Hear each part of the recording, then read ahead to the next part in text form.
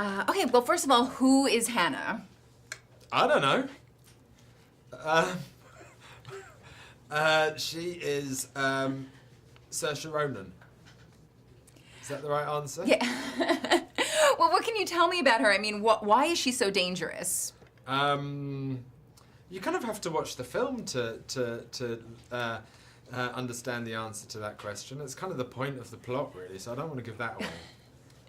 Well, can you tell me why Marissa is so scared of her? Because Marissa...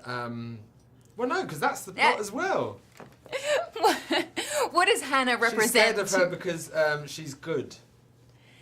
So does that make Marissa Evil. Yes! You got it. I guess, in you not being able to explain it, I think that explains that this movie is just so original, so bold. I mean, how would you even just explain this movie to anyone? I think it defies genre categorization, I hope.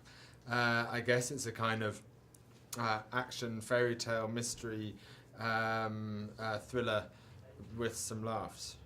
And the sort of the fairy tale aspect, I guess, isn't it? Yeah.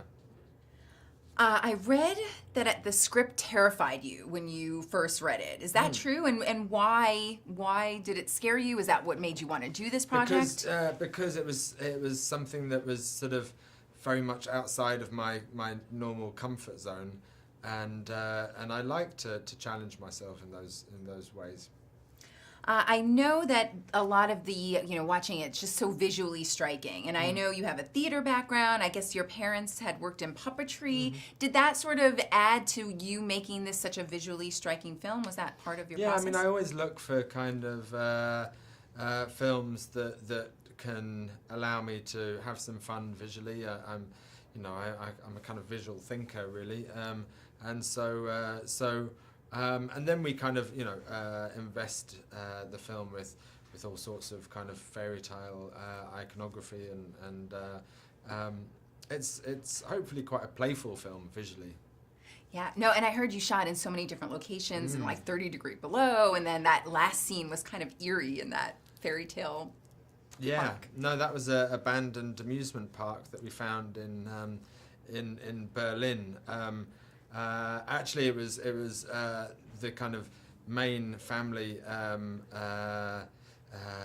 day out for East Berliners before the wall came down, and then when the wall came down, it became quite abandoned, and no one's went there anymore. So the owners fell into debt, and then came up with a great idea, which was that they were going to export the fairground rides to South America.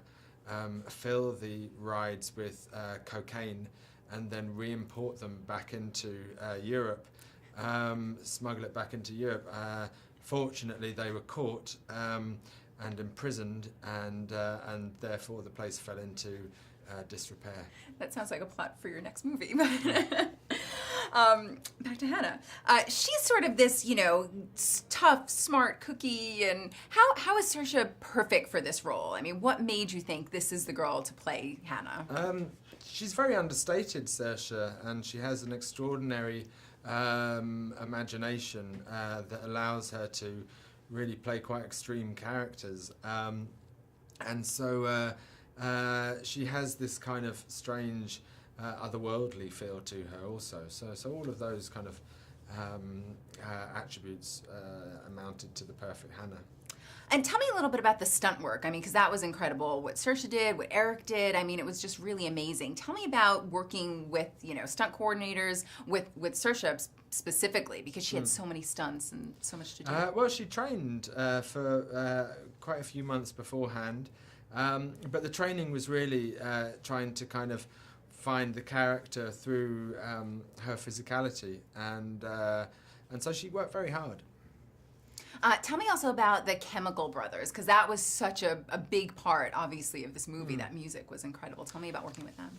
Well, I worked. I've known them for many years. I partied with them all through the '90s, and I guess I've always wanted to be able to have the opportunity to work with them, and they came on board quite early and wrote a lot of the score prior to shooting.